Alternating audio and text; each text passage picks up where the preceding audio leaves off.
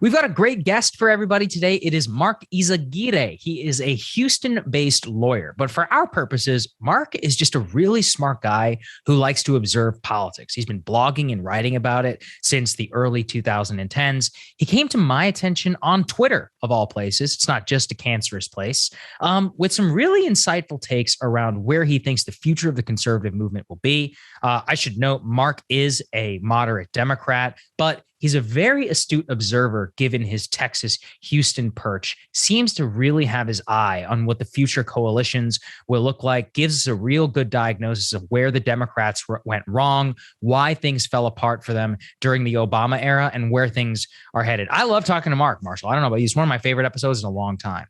Yeah, Mark was great. You know, we're always interested in seeing what we were right about, what we were wrong about on the show. And with Mark, this was interesting because he's a perfect person to discuss how can a realignment go one way, how could it go a different way. He's discussing the Democratic Party, Obama, Republicans, what this means for the future, and discussing everyone's favorite topic, Hispanic voters in Texas. So that's really a really useful way to go on. He's Basque, so he actually puts the white in white Hispanic, as we're getting into a bit during the episode here. Now, quick other note. We are sending out the Substack today. It is going to feature our book recommendations of the year. We know that was actually a huge thing for people, so you can see Sagar and my recommendations. There is a link to the bookshop in this show notes of this episode, and then we'll also send out the newsletter. Anything else you want to add, Sagar?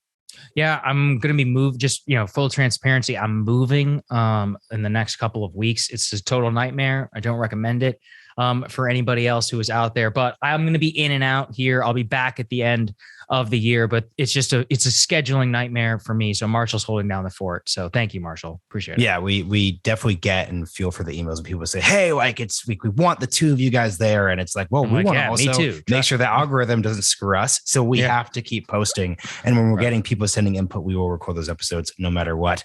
Huge thank you to Lincoln Network. Lots of great stuff here. Let's get into the episode.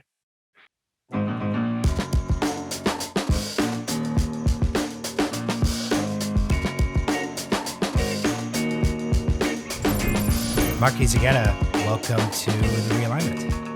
Thanks for having me on the show. Good to see you, Mark. Good to see you. We were talking before the episode started about 2016 and how that shaped our politics and our views and some of the issues we're going to get into today. Barstool conservatives, national conservatism, how the Democratic Party is working with these things. But you said something really interesting that gets to actually my personal background. You said around 10 years or so ago, you were writing for From Forum, which is a little remembered blog that David Frum of The Atlantic actually put together that was focused on the Republican Party's response to the Obama moment. Other fun fact, J.D. Vance also got his start writing there. So I'm just curious. We're going to start in 2016. Let's start in 2010. In 2010, 2011, you've got the Tea Party, you have the Obama presidency. We'll get into the realignment now, but this is really the last big narrative period. What were you writing and thinking about, and what got you interested in David Frum's project? Well, back then I'd met David Frum just at an event in Washington, around that time, and just a general interest in politics and public policy. In terms of my political background at the time, it's Democrat, but I'd say moderate center Democrat.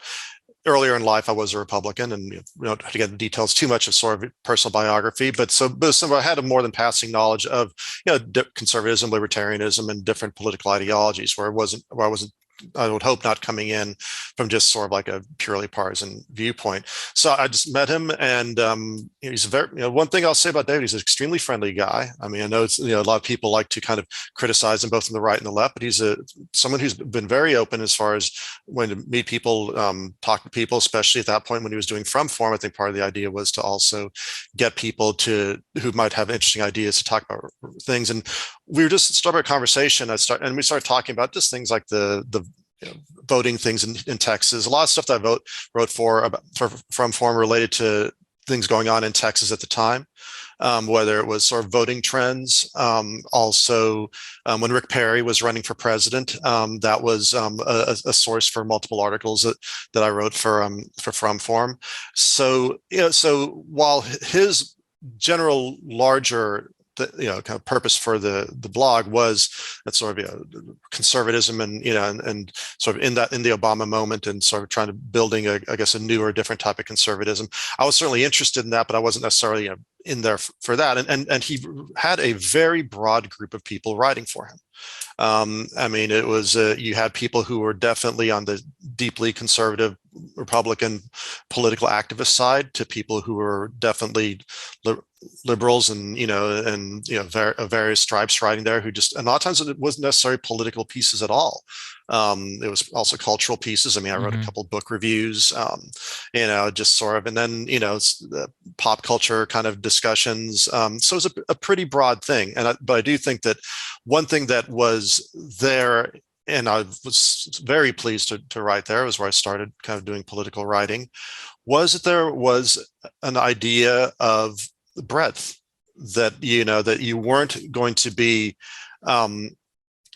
tied to any particular kind of there was no party line that you had to take in order to write there. And that, I think, was very important there. And it's something that it's difficult, because I think there is a natural push in any online or any political journal to have, at the very least, be considered, well, this is definitely of the left or of the right or of the center, however defined, whatever you want to do it. But I think there was an idea that there was also maybe a bit of a feeling that a lot of things were up for grabs. So let's have a whole lot of different voices come in, and again, in that particular one, while you wrote political stuff, a lot of what I wrote also back then was also, while it was maybe less ideological as it was analytic too, just sort of here's some things, here's some observations, here's some things going on.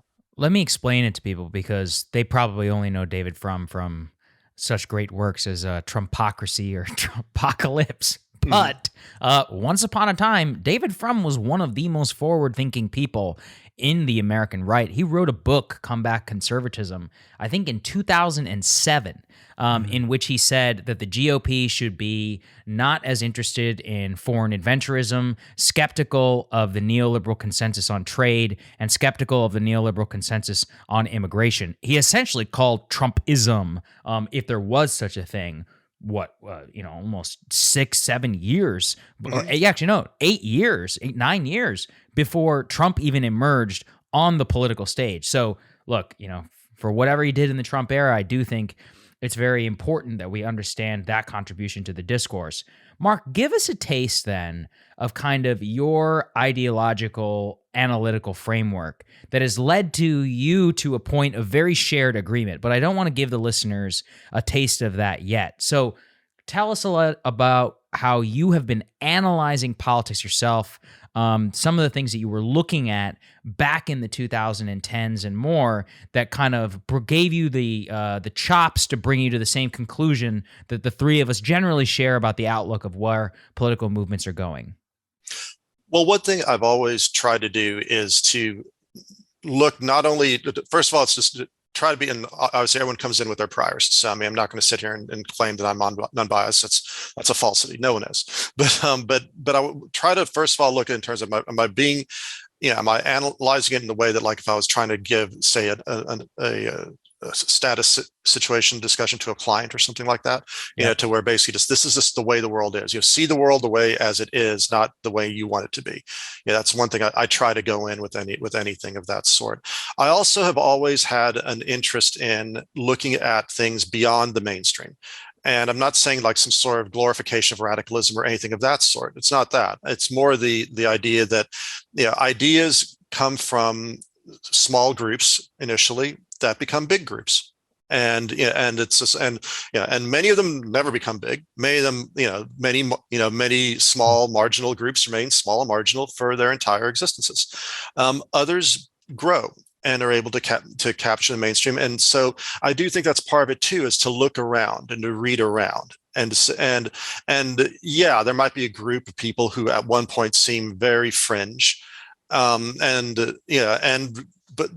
if there is something serious there, if you see them particularly building up a head of steam, if you see them building kind of political social networks, to be able to take them seriously. And I guess one thing I always I guess I say always, but that I think about whenever I'm doing things is, people have a place at the table, both for a lot of reasons. Some it's because, hey, there seem to be this brilliant ideas and to be brought in, but some it's just simple numbers. I mean, if you have millions of people supporting a particular perspective, you just can't ignore it. And one thing that I think that is a real problem that I think has frankly faced liberals in the past, I think decade or more, if not longer, is this sort of idea that if you just sort of in your mind have read people out of the movement or read people out of polite society, that you think they're going to go away. And that's just not the way it is. Yeah, I mean, and I think so. That's one thing that I in sort of trying to have an analytic framework. So when I see things that have come and gone and sort of movements that are of interest, and and some are more interesting than others, and then and they can bubble up in all sorts of different ways. I mean, we had Occupy Wall Street a decade ago, and then that kind of led to the seeds of this sort of resurgence, and I think desurgence recently of the sort of DSA, Democratic Socialist type thing on the left. You see stuff going on, on the right now. Back again a decade ago, you had the Tea Party movement, and regardless of what people think about how it was formed, to what extent was it truly grassroots versus certain top down. I think those things also feed on each other too. You can have a grassroots movement that if people are watching it, they're going to jump on it and move on it really quickly, and they can either build it up or smother it. I mean, this may be a strange analogy, but sort of like when you think of, in the past, there used to be like have local music scenes that would be able to maybe kind of foster themselves and build up over time before breaking. And now you have people in the music industry saying, well, it's kind of hard. You don't really have that much anymore. It's like these things kind of come up and either get taken up quick or they kind of fade. And I think that's sort of something that may be happening a little bit with politics now, is you have these things that kind of catch on fire in social media and elsewhere, and maybe they take or maybe they don't. And we can debate how grassroots they are or not at a certain level. I'm not sure it really matters. It's more of a question of are they able to get that legitimacy and that the degree for people to pay attention to them and take them seriously. I want to not push back, but add a little nuance to something you said, because I think it's a very interesting debate that matters for people, which is when you said, if you read people out, they don't just go away. And I think if you actually look at the track record of the last 5 or 6 years, it's actually kind of a mixed bag. So for example, what's his name? The British, what's his name? See, the fact that I'm struggling to remember his name, the British guy, Nazi, blonde hair. Yeah, Milo. Oh, yeah, Milo. Yeah. Milo was banned and everyone forgot. So I think the nuance here that I'm making very clear here is, and when it comes to reading people out, is there are 2 different levels of characters in this political space we're talking about. There are people who are aggressive and are somewhat clownish, but ultimately they're selling a commodity product, aka outrage, aka some type of tribalism. And what you saw happen when a bunch of these folks got banned is they were banned, and ultimately no one cared because they just moved on to the next thing. There are genuinely types of people and there are parts of movements that don't actually truly have authentic, deeply held fan bases who would fight back if anything happened. I think that supremely contrasts with Donald Trump. As in, Donald Trump is not a commodity product. Literally no one else can do what he does. And if anyone, as people have tried to do, would attempt to write him out of the political story of the Republican Party, we see that wouldn't just happen. So I do just think that has to be a quick addendum given, because people said Milo, and I'm not saying this means you should ban people, but it is just this interesting test case of you banned Milo and no one ultimately cared. I'm curious how you think about that.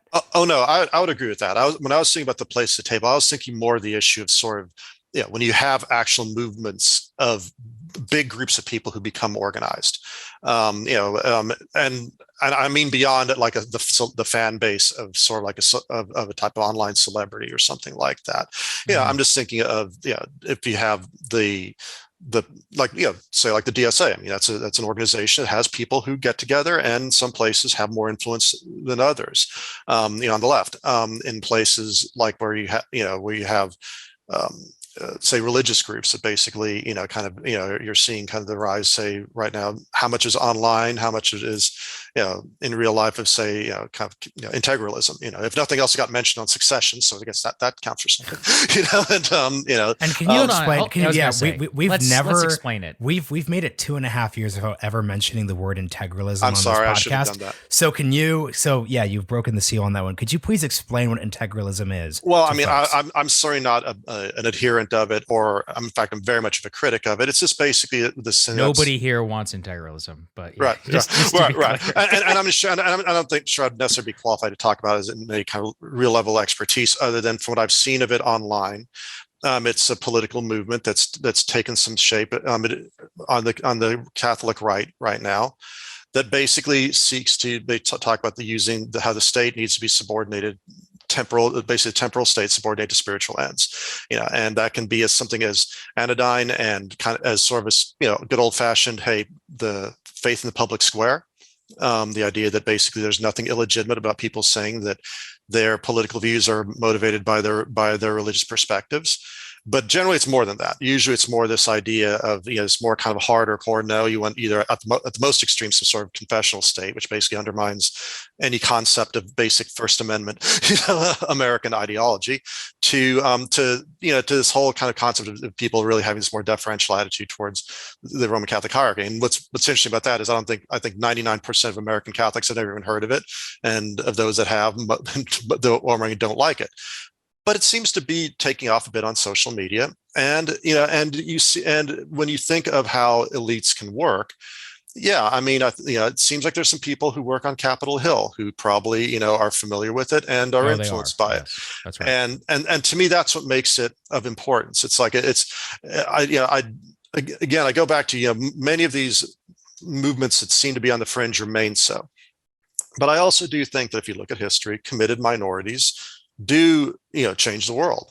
Most don't, but the ones, statistically, most don't. 99% don't, but then 1% do, and that becomes like the Bolshevik Empire. And that becomes exactly, and that gives the hope, or even something kind of there's the most extreme version of that, or even things like say like how supply side economics kind of moved up from being something that would have been anathema to an Eisenhower Republican, to being what was the centerpiece of Reaganite conservatism. So I mean, it can be something on that front. So that's why I'd say that when people kind of get enough of a group together, enough of a size, that makes it hard for them to be ignored. And my critique of sort of liberalism is I think that sometimes there's an assumption, because I see it too often where people say, well, I didn't see that coming. It's like, well, why didn't you see it coming? It's like, well, then you should be paying attention. Exactly. Mark, what have liberals not seen coming in those conversations? Well, I mean, for example, just for say what's happened, in Texas with respect to the anti-abortion legislation that's come in, sort of almost incredulous idea, like I can't believe people actually believe that, and I never thought they would act on it, and it's just like, really? I mean, it's like, you have legislators who've been talking about wanting to do these, changes of laws that are of this type. Certainly, the shock over Trump's presidency, frankly, being one of those ones where like you had so many people who would just say, this can't happen, this can never happen. And it's like, yeah, it can. And I mean, and it's not just because of the fact that anyone who gets the nomination of a major of one of the two major political parties has a pretty good chance of becoming the president of the United States, but also just kind of saying, did you not notice? It's almost like you didn't want to see it, or because that's not what's discussed in your circles, and you don't want to read outside and hear outside that, like, I mean, it shouldn't have surprised you that there's a lot of people who outright supported the Trump and were very excited about what he was doing, and I think that's something that maybe I'm wrong on that, but I just do think that I feel like liberals get a little bit more of that blindsiding, and maybe the more savvy ones don't. But I don't know. It just seems like I see it on social media and elsewhere. This sort of like, wow, I didn't see that coming, sort of thing. You're obviously right. One of the reasons I wanted to book you is not just over Twitter, ironically, how we connected, but is because you sent me the piece that you wrote about Latinos in the South Texas, Rio Grande Valley, voting for Trump. Mark, I don't know if you know this. I'm from Texas. I grew up in College Station. I didn't know and that. I was born in Houston. Don't erase me. All right. Yeah. He's all right. All right. Excellent. For a couple of days. 3 Texas. This is great. Yeah. So like the Tejano identity was not foreign to me. Even though the term white Hispanic is like one of the dumbest terms that exists, it's like, I get it. It makes sense. I grew up around a lot of people who were like that. And it was incredibly shocking to the Beltway press in particular to see that. You and I seemingly have even come across the same phrase, which I think encapsulates all of this, called ranchero libertarianism, which was coined by a California-based, I'm forgetting, is it Gustavo Arellano? Gustavo Arellano, right. Yeah, incredible commentator. He's a very liberal guy. I've had him on Breaking Points before to talk about the recall elections. But can you just go through that? And that's what I was going to ask you. A taxonomy of like, people missed the idea that a lot of people who are literally right across the border from Mexico could end up voting for Donald Trump. And you grew up in Brownsville, Texas yourself. Just give us, kind of the roots of that, why it was missed, and how it's going to look in the future. I mean, with respect to the kind of the border area, I mean, first of all, just a little bit of dichotomy. I grew up in Brownsville, which, while it's not a big city, is kind of one of the bigger cities down there. Yeah. So that has a little bit of a different feel to it than Star, Zapata County, which are the ones that swung heavily for Trump, which are definitely much more rural. And it's just something to kind of mention that as far as being a nuance even within that subset. But I think you have a couple things that go into it. One is that, first of all, you have the fact that in the more rural areas, I mean, rural people have more similar economic interests, and they're going to see, for example, a lot of them work in the oil and gas industry. Yep. There's a lot of drilling down there, and also a lot of them, they take that drive up to the Permian Basin, which is not right nearby, but it is something that's an issue job. So, in this most recent election, to the extent oil and gas was an issue, that was something that would affect it. On a larger scale, I mean, this may sound you're being simplistic, but it's like, well, guys who like big pickup trucks and who consider themselves to be kind of more rural, kind of, salt of the earth type people, of all ethnicities, tend to be more conservative. And the thing is, that has always been the case there. Yes. The Democrats of South Texas have historically been more conservative on many issues than in other places. Now, they might have been more like, maybe a throwback to, to use something from another part of the country, the kind of the New Deal Democrats of the Northeast in the 1930s or 1940s, who were maybe majority Catholic, more okay with social welfare spending and that sort of thing, because it's seen as like you help the poor and you help the people who are down in their luck, but are otherwise fairly socially conservative. So you have that as far as like, I think how they link up with, say, similar situated people elsewhere. Another thing is, in a place like South Texas, the Latinos are the cops and the small business owners. Yep. And who are two big constituents for conservative politics? Policemen and small business owners. So I mean, in a lot of ways, it's sort of like, it's what makes them unique is what makes them more like everybody else. It's just like they're simply acting in a way that if you saw this in a community with English surnames, you would be a lot less surprised. Mm-hmm. and that to me is a lot of it right there. Now, I do think it's an overstatement to say that there's going to be this massive Latino wave towards the Republicans. I mean, I've seen some people say that and pick it up and go, and I was like, well, no. I mean, I think the election results were definitely favorable to the Republicans, and they're looking, and right now we'll see how things play out in the midterms. But they're looking strong right now in South Texas for various elections going on down there.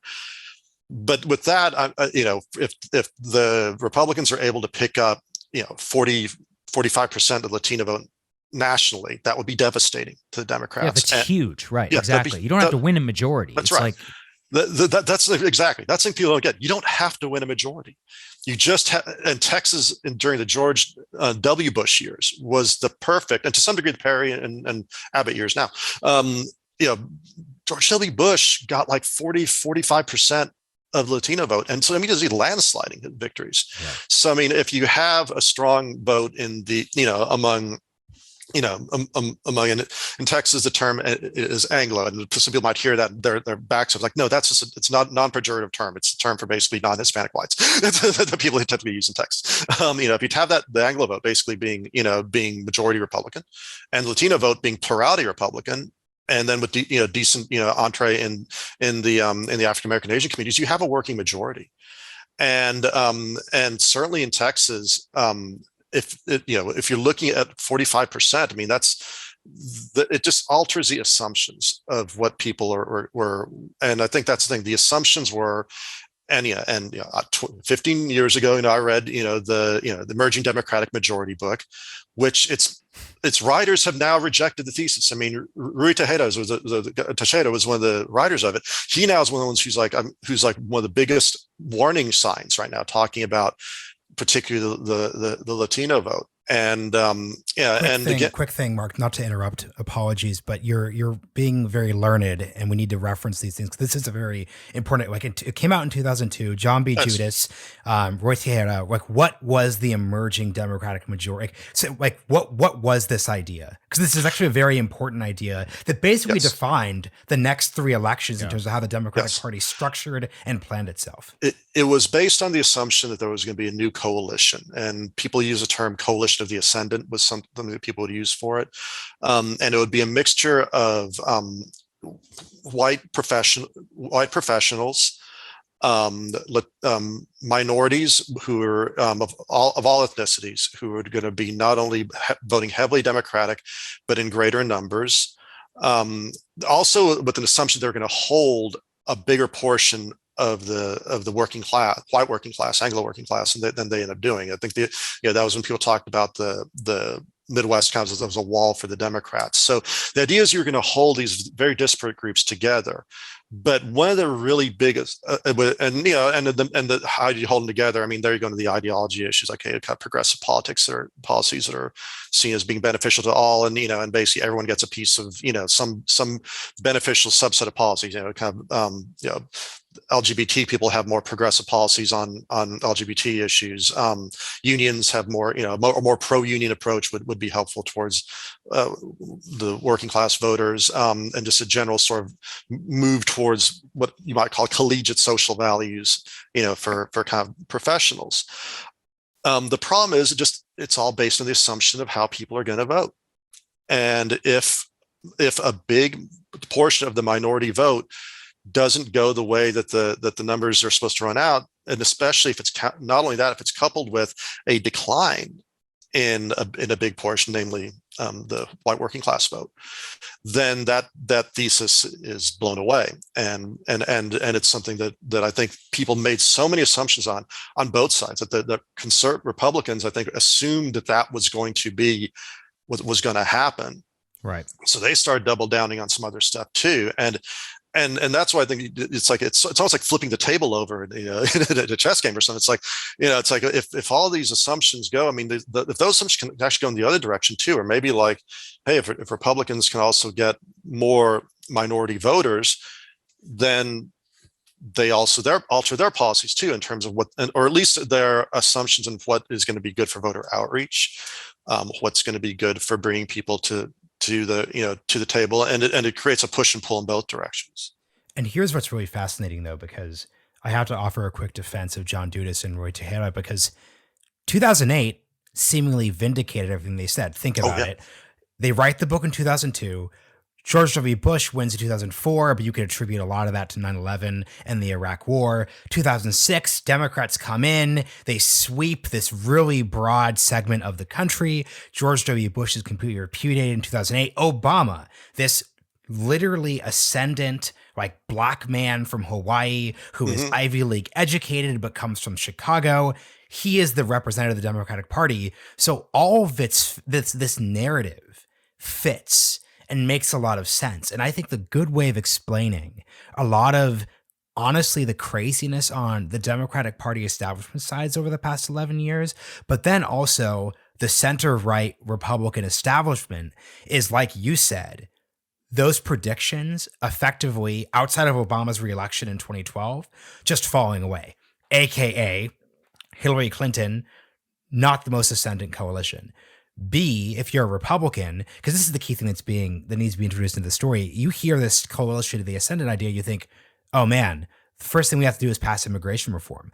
Not because we believe, and this is the key thing. And it's actually really, if you want to be really cynical, you should look back at Sean Hannity and co arguing for legalizing undocumented immigrants back in 2013. It wasn't principled. It wasn't there's this idea. It was literally like, we need to win Hispanic people. We're going to pass immigration reform. That didn't happen. And then we still have the scenario where really happening here. So I think that was a really interesting example to your point of sometimes there can be these small ideas that capture and define things. But Sagar, you've got follow up. Yeah, what I'm struck by this is, from that history is it could have been true. 2008, there was certainly a chance, I think, for Barack Obama and a lot of the liberal establishment actually to make the emerging Democratic majority a real thing. Mm-hmm. Mark, I'm curious, what went wrong? To me, it came from a cultural triumphalism in which they began to say, these people will vote for us no matter what, which means that we can, language starts changing. 2014, Obama's got his pen in his phone, the immigration thing. I mean, not fully addressing the roots of the financial crisis and then really beginning to lean into social justice post-Ferguson, and then the full embrace of that by at least the activist class, which bubbles up to the Hillary Clinton ads. I mean, people forget this. Barack Obama was against gay marriage in 2008.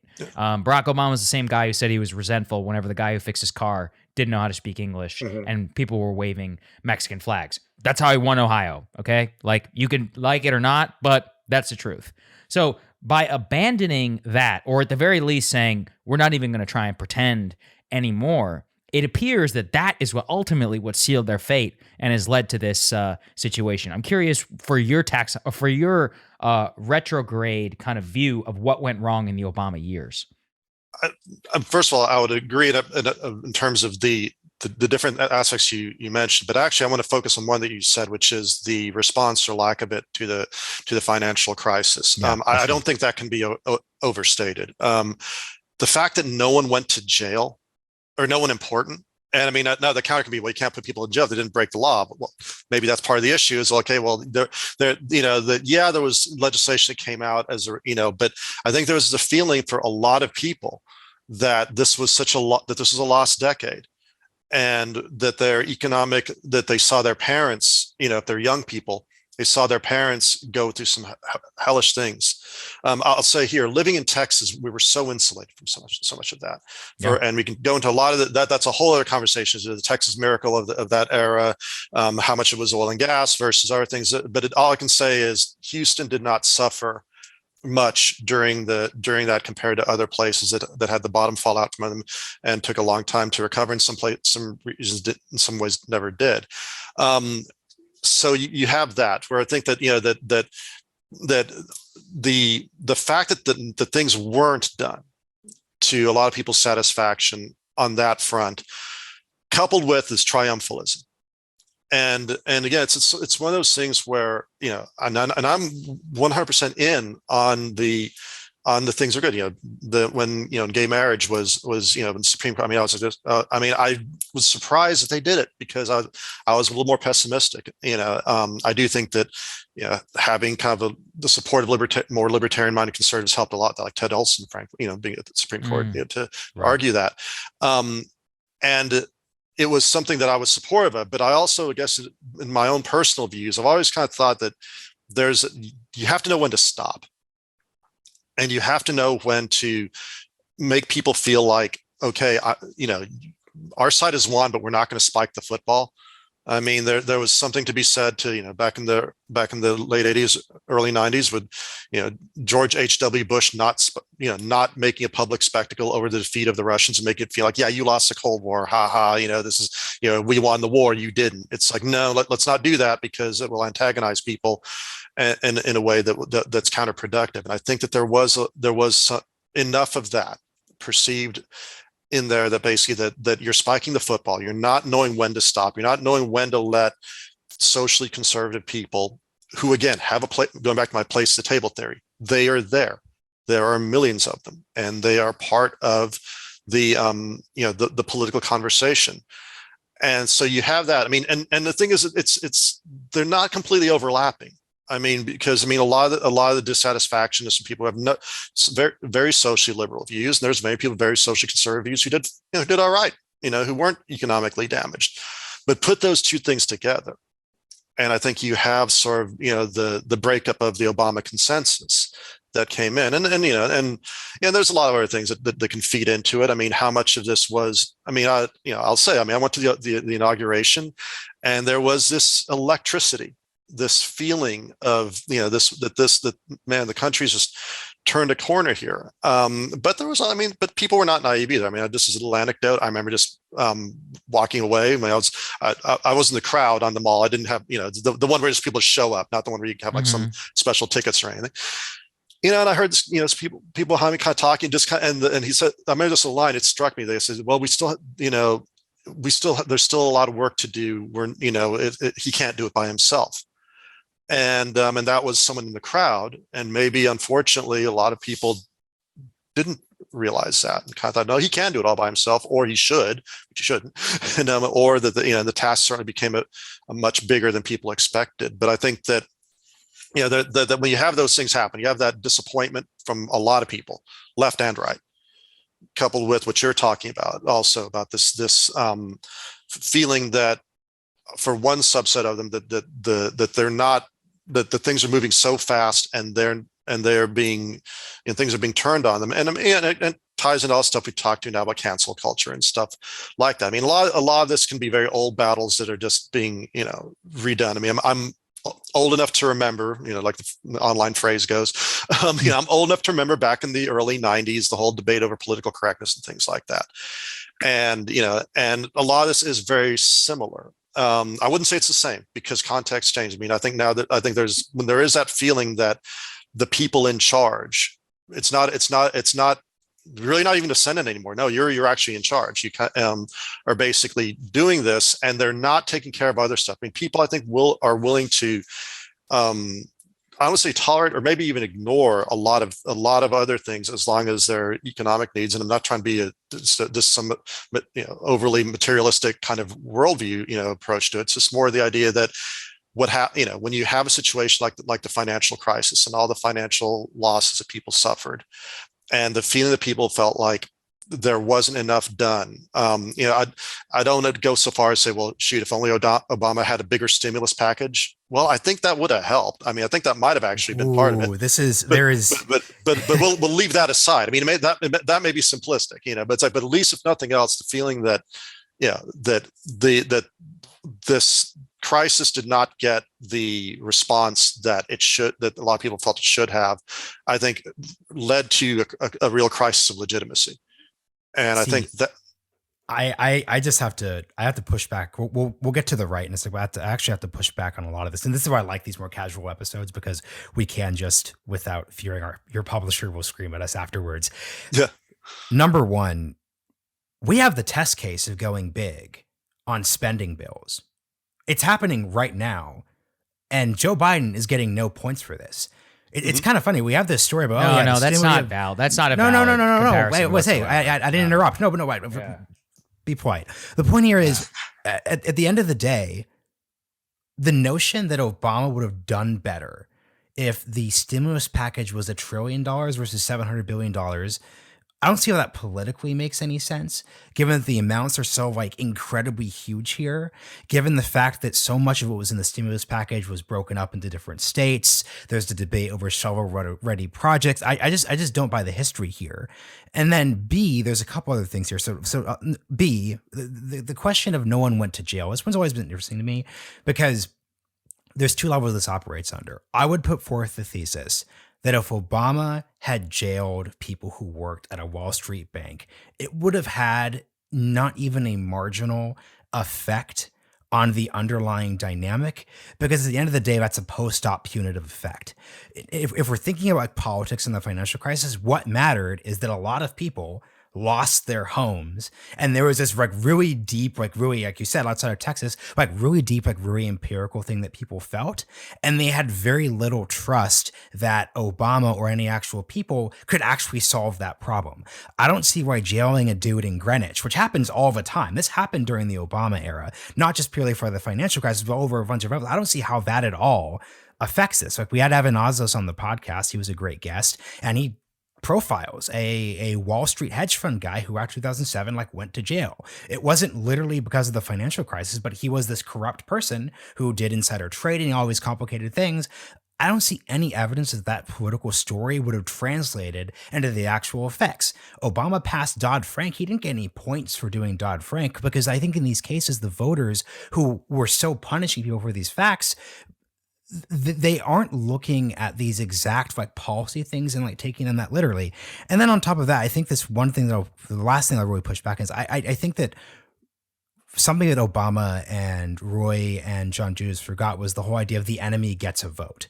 So the reason why the Obama program failed, it wasn't because of gay marriage, because like the Tea Party wave happened way before the gay marriage thing. This happened before things truly got condescending. I think, Tager, to your point about the Obama who was like, yeah, I didn't support gay marriage. I don't like it when it's, press 2 for English.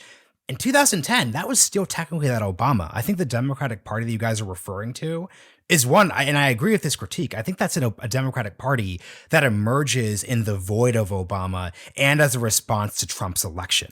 I just do not get the sense that the debate in 2010 was not about like cancel culture and PC stuff. That's a 2017 thing. I think at the end of the day, like Mitch McConnell realizing that like, wait a second, if I just say we are not going to support or pass anything Democrats actually do, we just live in a society that's so cynical and so aggressive. And I was isn't saying Obama didn't make mistakes, but we will be rewarded for obstructionism and will not suffer any consequences. I think that goes both directions. So I think you guys are just moving up what went wrong with Obama to 2010 when the factors you were describing are 2016 and 2018 ones. Then actually, I keep saying last thing, but the actual last thing is Obama would have beat Trump in 2016, which adds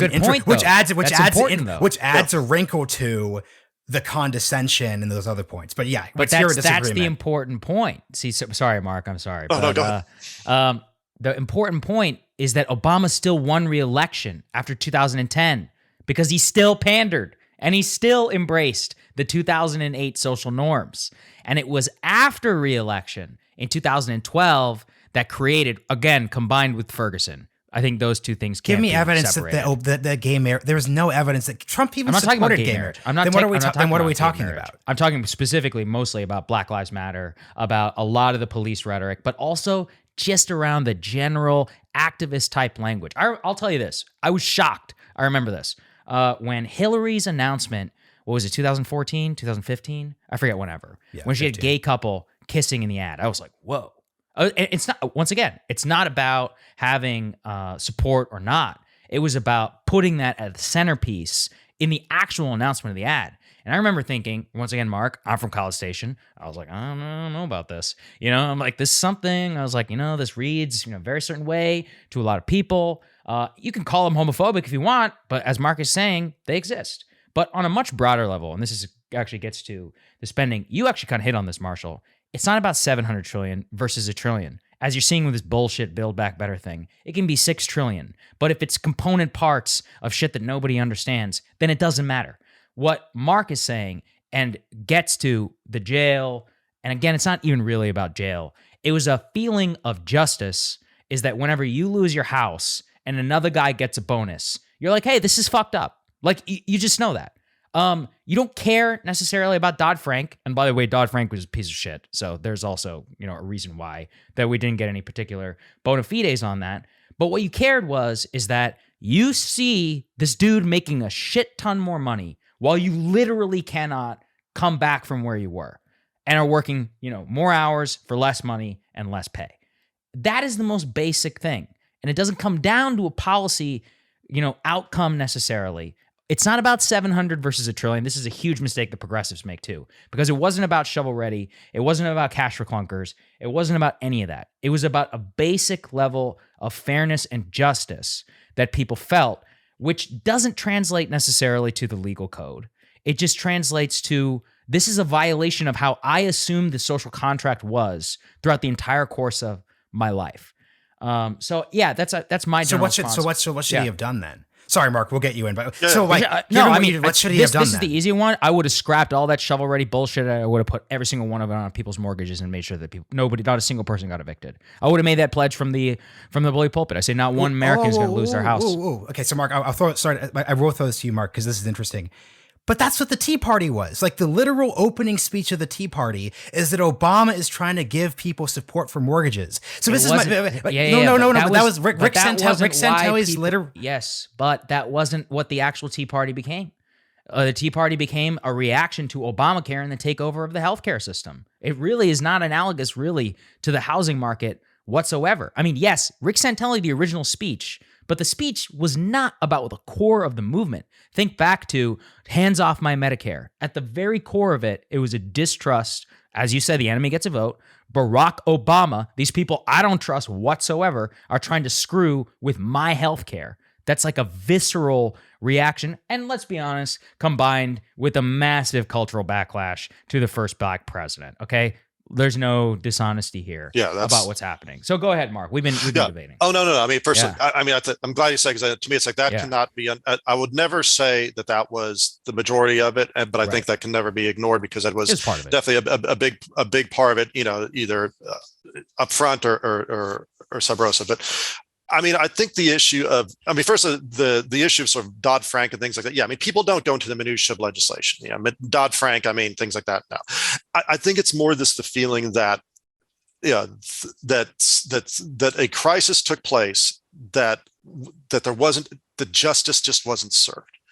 And I think that, we talked about kind of different political concepts about, you have different phrases that are used, like, the Tea Party talked a lot about freedom and things like that. I think a lot of it also comes back to, to use the title from the Chris Arnade book, dignity, people feel like they were humiliated, and humiliated people get angry, and have every right to.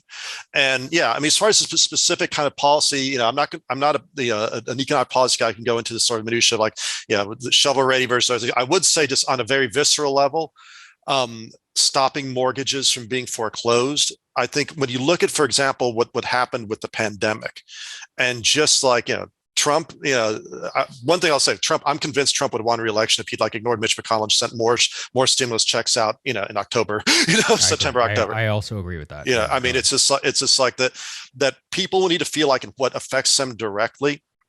And you might have had more kind of, what I'll call traditional conservative, economic libertarian, whatever, people complaining about it. But I kind of think that would be ignored. I think sooner or later there'd be like, it's Rick Santelli, good point. But and that's why once Obamacare kind of also took a little while for it to kick in. I'm not going to say that's an incredibly popular thing, but I think it's more popular now than it was some years ago, because enough people have kind of said, well, it's not that great. But now I'm looking at it, it did affect me. I don't think anyone's voting on Obamacare in 2021, 22, but I think that, this kind of becomes part of the background. But I do think that with respect to, had there been more of a action to help people at a very basic level, and I think there is just a basic feeling, and Trump was able to run on that. He was the one to use the line, well, no one went to jail. And you could say, well, Trump, some of your pals might have been ones that would have gone to jail if they'd done that. It's just like, but that's not the point. What about that Trump deal in New York? Yeah, exactly. So it's the idea that people felt that they had been, that justice had not been served in this moment of great injustice. And so you have that as economic issue with what played out over the years, and the breakup part of the consensus. I think the issue of, what's happened, with particularly during the riots were taking place, you had Ferguson and afterwards, you had a lot of people, myself included, like talking about, police are being too much militarization of the police. We need to kind of get away from that. But then, when he went from there to the defund the police, which, and here's the thing, to be fair to Democrats, most Democrats have not run on defund the police. Joe Biden made it real clear that he was not defund the police guy. That's why he's president right now. That's why he's president. Right. The enemy gets a vote, and most importantly, normies get a vote too. It's yes. like so. Mark, you just gave us I'm actually not kidding. You just gave us the title of the episode. That's actually normies get a vote too. That's very helpful. Thank you. I'm glad. But yeah, so that's the thing. It's like, but the thing is, his movement has been, or his political party has been tarred with it, and whether it's fair or not, is really beside the point. It just is. And a lot of people, and again, kind of looking back to say on the big macro level, but then the micro level, where Latino voters in South Texas, if you go to Latino, a lot, if you look at who is the Border Patrol in South Texas, it's mostly Mexican Americans. Yeah. Yeah, you literally have to be dual lingo or dual language in order to be Border Patrol, which a lot of these idiots don't actually seem. And guess who is down in Laredo? Yeah, and I mean, and there's like, and this is a good job that's like it's a unionized job, incidentally. it's a good job, but that basically, and they'll say, hey, look, I mean, we see also there, just they say, look, there is some very serious, dangerous, bad stuff going on right across the border. That's scary, and that's not, and yeah, it can be overplayed, and xenophobes can sort of try to like talk about the horrors of what's going on in Mexico, and in a really gross way. But just in terms of how people live their lives, people from the Rio Grande Valley don't go to Mexico as much as they used to. People who used to happily go to restaurants in my town, Brownsville, Texas. I mean, one weird ancillary benefit is the restaurant scene in Brownsville, Texas has gotten a lot better in the past 10 years. Why? Because people aren't going to Matamoros right across the border for a good meal at a lesser price. So you gotta match it. So, you have this thing where people see the disorder or the perception of the disorder, and we can debate where it is or not. But I actually want to focus a bit on that, because one thing that I've had long-term interest in has been the issue of violent crime. And I actually, my all those years ago when I was a senior in college, my senior thesis involved violent crime, and that was during the 90s crime wave, the peak. And when I was in college, during the time I was doing my thesis, I got my car broke into twice. It's like, that affects people. And to me, the underreported story of the past 20 years had been the decline in the crime rate, massive decline. Nationally, took place, from the early 90s to the past couple of years. And the problem is, crime has been increasing in most places in the past couple of years. And yeah, you can tell people it's still, yes, statistically is so much lower than it was even now than it was, a decade ago. It's like you thought you were safer. It's like if you thought you were safer in 1992, then now you are wrong if you're in most American big cities. Right. But the thing is, when you couple the underreporting or the underattention in the decline, to where people still have in the back of their mind this idea that the things just never got better, and then they seem like they're getting worse, then you have and you have objectively bad things that are happening. That basically that people you can't ask people to ignore what they see in front of them, and again the we were taught the visceral aspect, feeling like injustice happening. The feeling that I can't walk around safely is a real big thing, and they see a horrible crime committed, and they feel like that could have been me or my kid.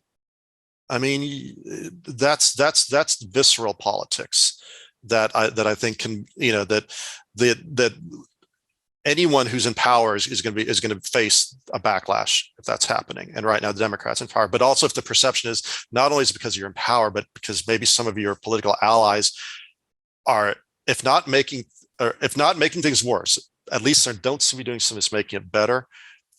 Then that's so much of the conservative kind of strength during the 70s and 80s was response to crime.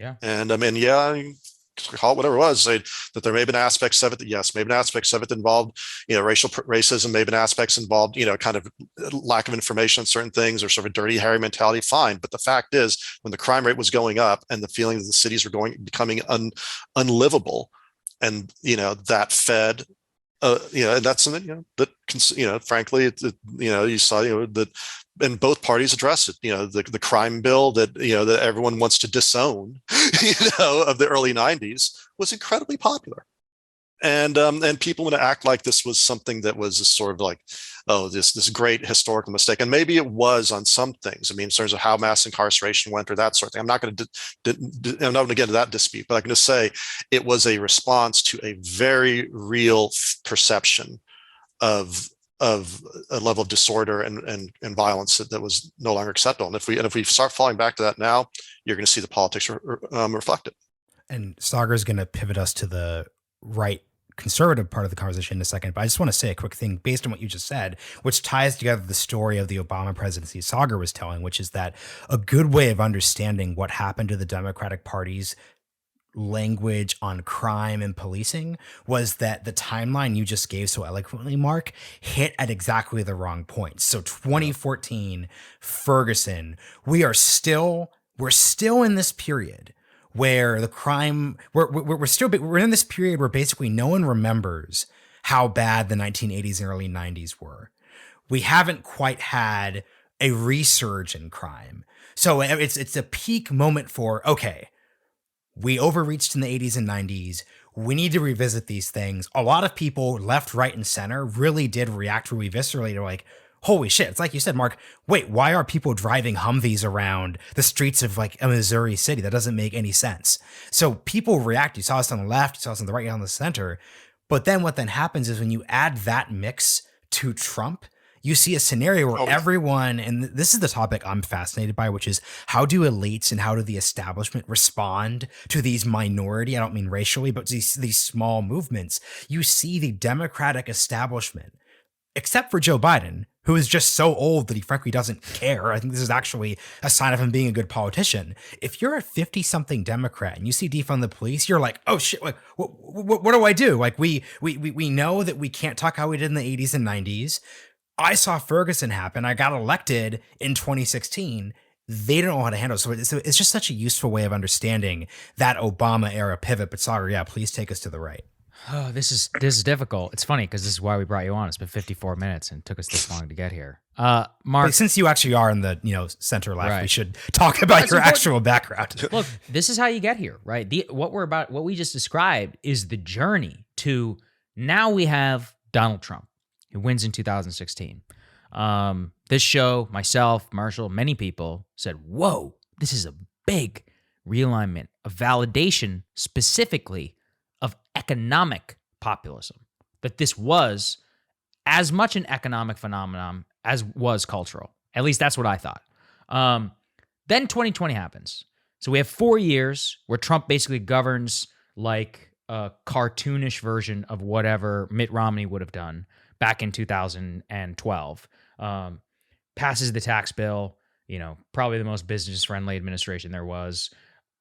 Gary Cohn literally worked there. Steve Mnuchin was the Treasury Secretary. All of that. And he wins more votes. He wins 10 million more votes. And when I saw that, I was like, holy shit. I was like, none of this was economic whatsoever. None of it. Absolutely none of it. And, people who listen to the show got upset about that. Whenever I said that, people are still coming to grips with it because they want that to be true. I go, listen, right. I want it to be true too, but it's not. Okay. And the more that I saw it, I said, this is an entirely cultural phenomenon. And I couldn't put words to it, Mark, until I read Rise of the Barstool Conservatives by Matthew Walther, February 2021. I still remember whenever it came out because it had such a profound impact on me. And I said, holy shit, this is it. And what he described specifically, just giving people a background if they haven't heard before, is the phenomenon through which the American culture war changed forever under Donald Trump. That millions of people can, would, and did come out to vote specifically on issues of political correctness and a backlash against what they saw as a rise in political correctness, against ideas that we don't say Merry Christmas enough again, against sexual mores and the way that we discuss and even think about sexuality, gender, all of that, and about really just being a freaking normal ass person. Whether you're normal or not. And this comes to a thesis that I had, which is what a lot of people who I found, fellow travelers in what you can call the national conservative right or the Catholic right or many others who were fellow travelers in the questioning of economic orthodoxy, they actually hold social positions which are not popular with the American people whatsoever. They actually seemingly seem antithetical to this barstool view, which has caused a huge rift, Mark, between myself and a lot of these more online people, because the way that I see the Trump phenomenon is not in any way a validation of social conservatism, despite whatever the hell might happen with Roe versus Wade. It's, actually the emerging Republican majority of, people who are Latinos in South Texas, of white working class American voters, 1/3 of whom are actually pro-choice, who ended up voting for Donald Trump, are people who just really hate liberals and really hate elite liberal culture. And that's enough. That actually is enough for them. They're literally getting what they want. You can call it barstool conservatism because Dave Portnoy and Barstool have built $100 million, more than that actually at this point, $200 million brand, just being like, no, screw you. We are, we're going to talk and act just like the frat boys of 2011, whenever I came, maybe even earlier on, maybe 2002, like whenever I came up. And there's nothing fucking wrong with that. They're willing to say that, and it's what's gotten them popular, and it very much seems like an electoral strategy for the future. So I know I just threw a lot at you. What brought you to the same conclusion? How did you view these emerging, fractions on the right? And what do you think about all this? Can I add, Mark, can I just add one thing to Yzaguirre's? Because I want you just to respond to our broad frame, because this is the actual episode frame. The reason why Yzaguirre referenced a lot of online NatCon new right conservatives disliking this thesis is because everyone in the back of their mind knows that this demographic Yzaguirre's describing, they hate the online right, or they would hate the online right if they ever met just as much, if not more. All of these like hyper Catholic Roe v. Wade will be overturned forever. Dave Portnoy wouldn't like you either. No. So this is the only the key part of this story is the reason why the Barstool right. They're not even because Yzaguirre didn't say Barstool Republicans, because these aren't Republicans. They're not partisan. They just don't like these establishments, and if the establishment was right, they hate it just as much. But that just quick frame, and please respond. Yeah, I mean, I think there's a lot that goes into this. I mean, I think that Barstool conservatism is a great term for it. You could also call it, it's a much less catchy term, folk libertarianism. It's not people reading Robert Nozick. It's not people reading Ayn Rand. It's people just kind of saying, it's just like, you're not the boss of me, man. Yeah. It's just like that. Don't tell me what to do. Don't tell me what to do. Right. It's like, you're not the boss of me. That is as American an ideology. Yeah.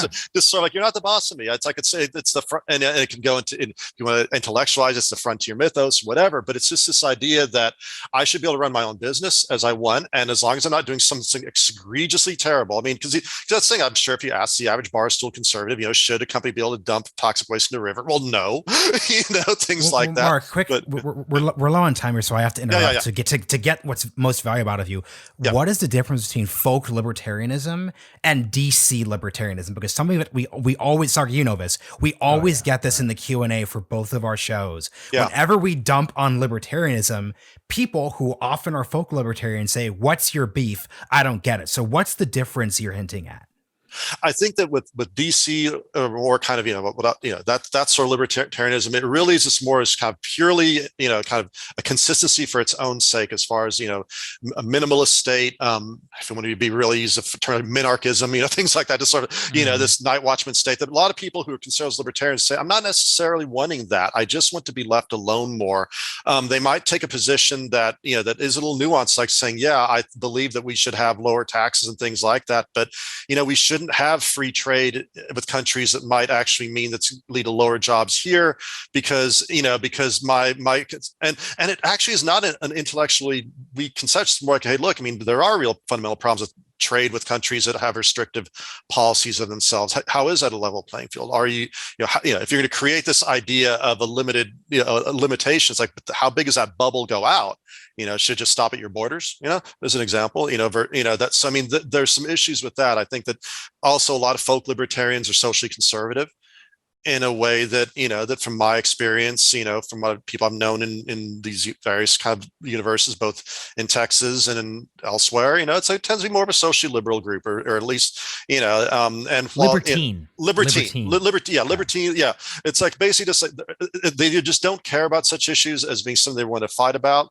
it's something that they might, if they want to go into real, looking at the issues of the day, they might say, well, look, I think Roe v. Wade was bad law, but I would vote for abortion rights in my home state, and something like that. So, so I think that's the thing. But going to like the strength of the barstool thing versus say a lot of the things. And to be fair, I mean, actually, when I kind of, the tweets sort of started, it was where I kind of, was talking about, national conservatism and things like that as being kind of, nerdy or whatever. It's like, to be fair, actually, I think there's more overlap between, say, the national conservatives but then say some of them, or I'm going to use that term again, and won't use it again, integralists, things like that, because if there are nothing else, national conservatives, I think, have a overlap with what I would call sort of rah patriotism, like we believe in this kind. They're more likely to kind of say, and the reason we're doing these things, the reason we want these things that maybe conservatively, not what conservatives would normally do, like say, for example, wanting to have more social welfare spending in certain contexts or things like that, is because we think it's kind of to boost the family and the country that we all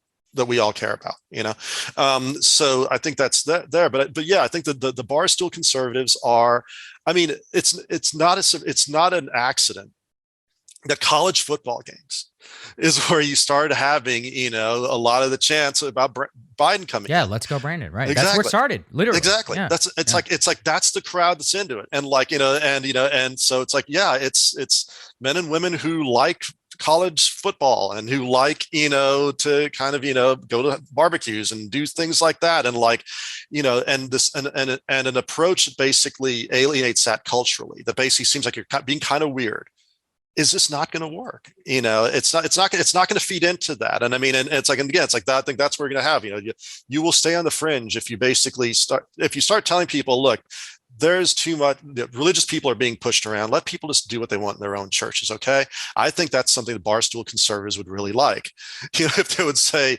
let me emphasize that point, because this is the key. I always try to tell the SoCons get very upset whenever we talk about this. And I'm just like, yeah, well, sorry, just not that popular. The thing is that within this coalition, they're just not going to have the same amount of veto power that they have currently.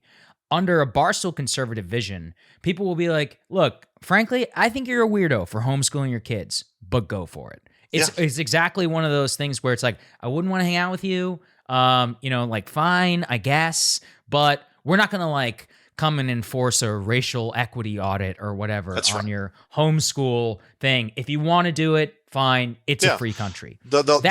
Yeah, go ahead. They'll say, I think you're a jerk for not baking a cake for the gay couple that wants to come to your place. But if you want to do it, but if you're going to be like that, yeah, like whatever, and I think that's the thing. It's like, and you call it folk libertarianism because it is sort of this idea of like, leave me alone, I leave you alone. Let's have the government leave both of us alone. And so I think that so if you have that and coupled with a sort of, kind of, sensibility that's a bit irreverent, but even then it's like, it's not even like it's something, something unusual or unseen. It's just kind of the good old fashioned American wisecracker. I mean, this is something that you see. It's a type of comedy that goes back decades. It's just the guy who's just sort of like, yeah, okay, this guy, it's like, it's just a very, and it's appealing because it's not dour.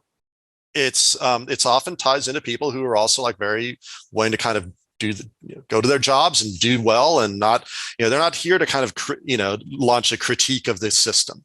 They want to work within it and build a better one and build something good for their lives and their families. And, and I think that's the thing. It's like and does it differ that much in public policy from other stuff that's happened in the past? In some ways it does, in some ways it doesn't. I think there is a little bit more of a libertarianism that's there, at least more of a, of a feeling that we're not that we are not going to prioritize some of the social issues that other people would like to see prioritized. But that doesn't mean us, but it also means we're going to maybe give some more space for those who feel that way. And I think that, you have this sort of like killjoy feeling that a lot of what's happening right now in life is a very killjoy attitude. Very humorless, and just people just don't like that. People just don't want to be around that. And that's why I'd say that, that a movement that is going to be seen as pushing back on that. Because a lot, I mean, I think it's an accident too, that, it's happening at a moment with everything that's been happening with COVID and things like that, where people just feel like they're being told no all the time. and maybe for very good reasons are being told, no, you have to, like, you can't come, and we can debate, and when, whether or not there should be, or the California and New York's going too far with masking now, going back to it, but if nothing else, it was something that people maybe were fine with a year and a half ago, less so now. And it's this feeling that, like, that there's a feeling that there's people out there in charge who are just simply not giving up, not giving that space, not saying, okay, you can have this place for you. We're not going to sit there and try to enforce every single rule that we think we want upon you. And that's the thing. If a conservatism is seen as just replacing one set of rules the other, that's a lot of these guys when I see them. It's just that they've gotten their heads like, well, the liberals are, they're just creating their own sort of vision of society and imposing on people. Well, we should impose it on people. It's like, well, yeah, I mean, I guess that's kind of, that can be a sort of tempting in a certain way, and I guess if you have certain kind of fantasies of power, kind of makes you feel good about yourself. But it's like, but a lot of people just don't want to live like that. I mean, there's like it's like, I'm not voting for you to basically have us create little by little us moving towards a confessional state. I don't want that. I just want to be able to go to my church and you go to your church, and if you don't want to go to church, that's fine too. Just, well, who cares? So here's what I want to know, as we're nearing the end here. What does this mean for Democrats? Because if you're a Democrat, you're in this semi-weird state where the elephant in the room in this conversation is obviously Roe v. Wade. And we could talk about Dave Portnoy, and people would talk about how Joe Rogan's increasingly right-leaning, but let's not pretend for 1 second these guys aren't pro-choice. I think they've both said it, actually. Yeah, everyone, like, all of these people, Russell Brand, like, there's always, like, online people who've been winking at being more right-leaning. That will all change in a partisan context. I'm not saying they won't still dislike cancel culture, but it will introduce a different type of, like, right-coming, like, top-down thing. So if you're a Democrat, are you basically gambling that if Roe v. Wade is overturned, because that's honestly not a thing you could do anything about, are you gambling that there will be Republican overreach, which is that's not good politics? If you're not gambling on that, what are you supposed to do? Like, what is your advice for Democrats who see this potent mix? And honestly, if they're honest in private, will say, yeah, this is a really, really threatening style of politics, especially given what happened in Virginia.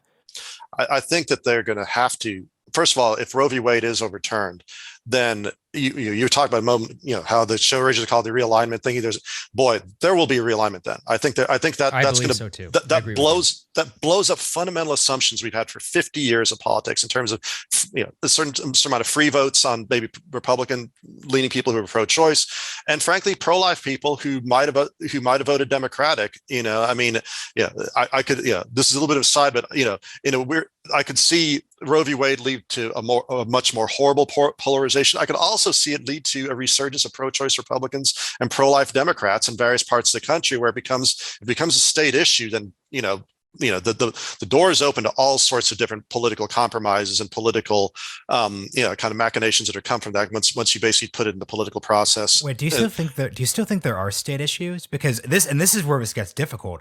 Sagar and I know plenty of Republicans who have said, in private, of course, we would support Congress passing a national abortion law. Oh, I know. There actually is no evidence. They don't that say it in private. They think it. Yeah. There is no. That's all. So it's a big assumption for you to say this would be a state issue.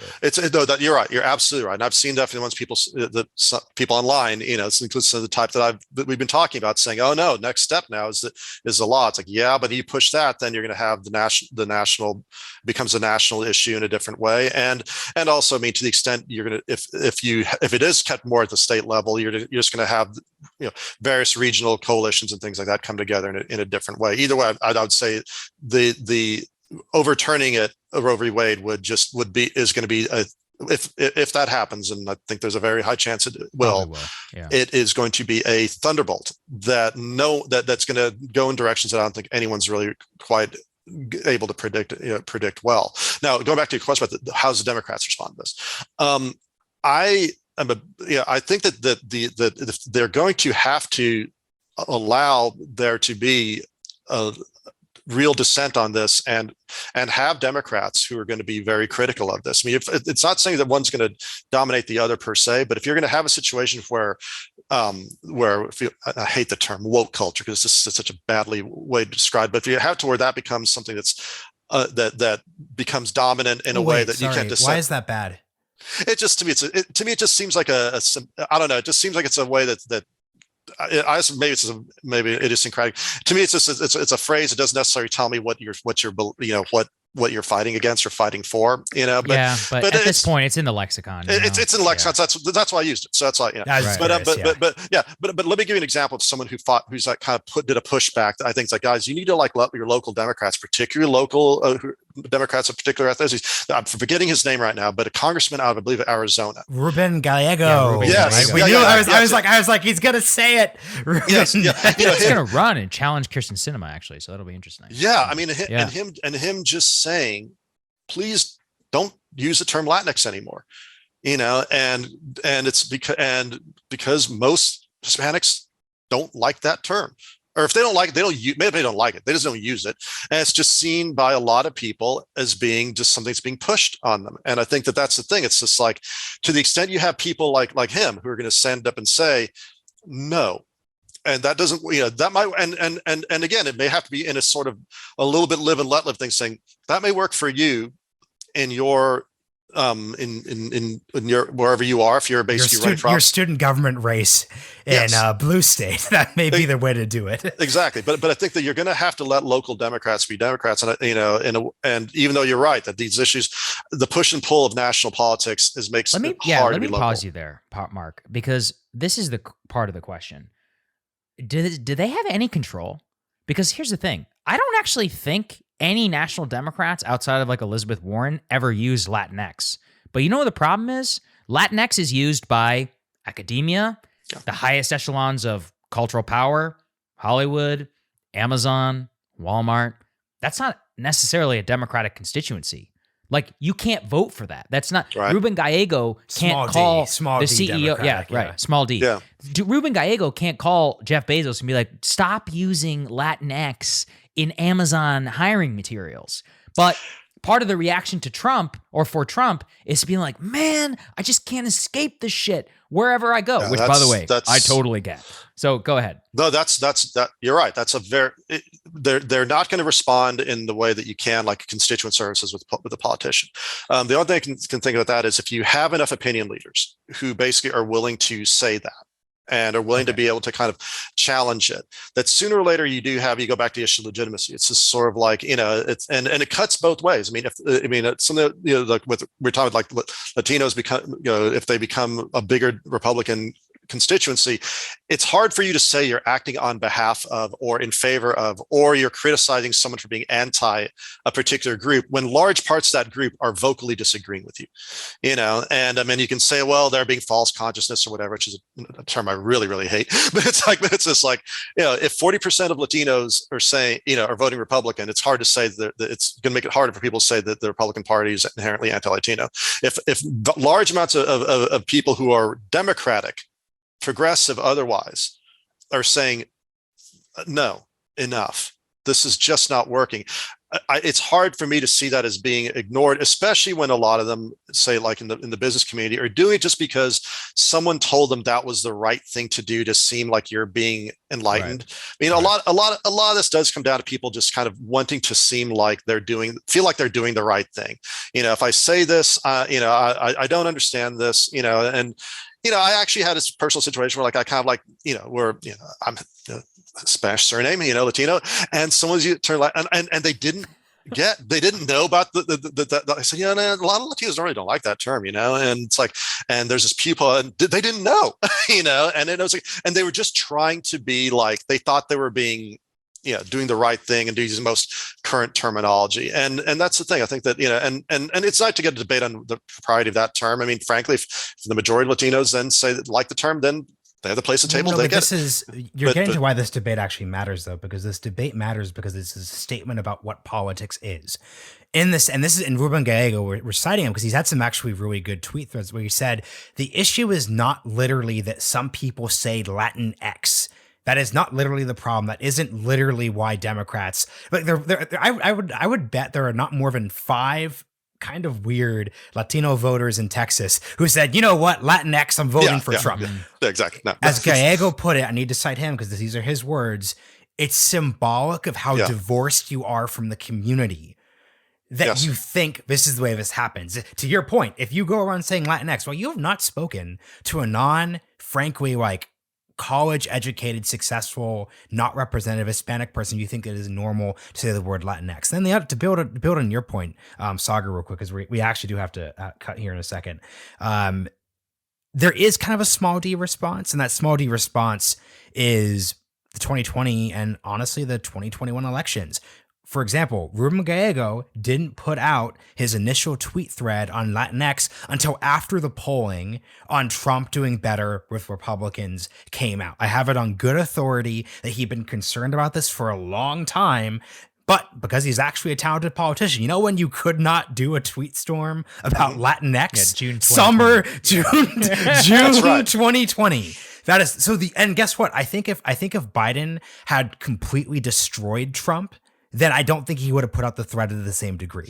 And also the second, and this also happened, and there was also another aggressive push in places like The Atlantic, The New Yorker, to have a more nuanced conversation around these lines after Virginia and then the near loss in New Jersey. So it's true that we can't literally tell Amazon, or Democrats can't tell Amazon what to think. But I think if there's one thing the entire group and the people here describing fear saga, it's Trump coming back in 2024. So I strongly suspect if Trump runs again, you will see an incredibly large amount of op-eds saying every single upper middle class liberal ever, do not say Latinx. I legitimately think that is going to happen. Like this is a semi-conspiracy, but I think it's largely true. There will be a decentralized consensus that we're going to basically throw most of the PC stuff off if Trump is looking like he's going to win again. Yeah. Yeah. I mean, people. Yeah, everyone. Yeah, people notice election results outside the political world, and they do see what and especially, I mean, if you look at the business people, I mean, they can also look at this as a marketing trend too. It's sort of like, hey, this is alienating, people, as if our company is being seen a particular way. But yeah, I would agree with you that like there's nothing quite like defeat to kind of get people's attention, and if they or the threat of it, if you see again the different coalitions that can come in, and yeah, I mean, as far as also who's going to be voting for the Democrats right now is different than 20 years before and 20 years from now, and if they're seeing a trend going against them that they can sort of tie to a larger thing. And you're right, it's symbolic. That one issue is a symbolic one. Yeah, I don't think there's a single like I said, I was gonna say no. It was very tiny, but it does tie into, I can guarantee you those voters who were in Starr County and Zapata County and Rio Grande Valley, that was part of the mix. They were like, on top, that's like, well, on top of everything else, it's actually more substantive. God, I mean, it's just like, they just don't get it, they being the Democrats. And that's the thing. It's just like, parties go out of power and people feel like they just don't get it. And they don't get their problems. And, and if the Democrats are seeing, and that's true no matter who's in power. So the thing is, if the economy is booming, people feel like they're getting it. If people are feeling like there's personal prosperity, but if they're not feeling that, and they're feeling the perception of just not caring, and part of that, and there's symbolic things you can do to show you don't care, like using terminology that people don't really like, using pushing issues that are not that basically people feel like that's not really helping me and it doesn't help most people, and they may be important. And that's I never want to kind of minimize sort of the idea that, hey, look, every issue is every issue is important to somebody. It's like, it's like, say, like when you're practicing law, it's like, that person's case is the most important case, the most important contract to them. It may not be the only thing you're working on, but it's the most important thing to somebody, and to some clients, the most important thing. So, I mean, I don't want to minimize that or feel like people are being, blown off or anything like that. But when you look just the raw numbers, it's like, well, if this is something that on the writ large scale that people feel like they're not getting a real benefit from, then they're going to turn and, and it gets, and, it just goes back to the most visceral things, that basically people see in their own lives, which is basically their economic standpoint, the safety they feel in their neighborhoods, the quality of the schools that their kids are going to, the safety of the school, and it may be things that are very isolated that, again, become a symbol. I mean, I've seen on social media discussions of, kids in New York having to kind of eat outside in the cold because of COVID restrictions. I mean, I don't know how prevalent that is. I have absolutely no idea how that is. But boy, that thing went like wildfire. Oh yeah. In part because people can see it. They can imagine, yes. Oh yeah, I know exactly They'll be like, they'd do it if they could. Exactly. Yeah. They're thinking of a principal at their school or an administrator. The kid's like, oh man, if they could make them sit outside to do that, they would do it. And they're thinking, and some people, like say back here in Texas, think, oh, thank God they don't have the power to do that here. And, and by the way, who made sure they didn't have the power? Oh yeah, the Republicans. Yes, it's like, yes.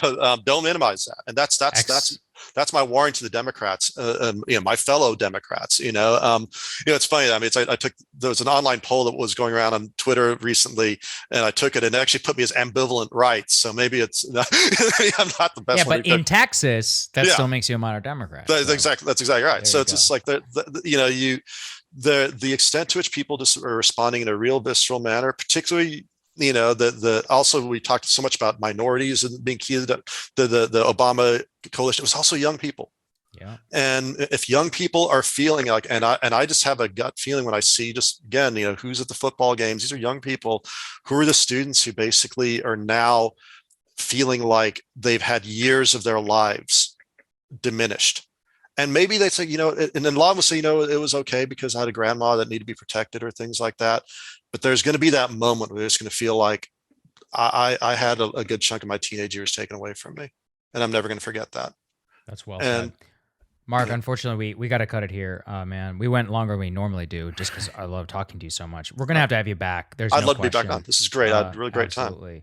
Time. And I'll let you know the next time I'm in Houston. Marshall also. Quick. To explain the weird reference. I'm adopted, live in Oregon, but I was born in Houston and was there for 2 days before my parents took me back. So it's in the blood. I feel Houston. I feel Texas. The first soil your feet touched was the soil of Texas. So that makes you. So that's for real. Thanks, Mark. I can't tell you how much I learned and just enjoy talking to you. So thank you. I enjoy it. Thank you. Thank you for having me on the show. Appreciate it. Absolutely. Thanks.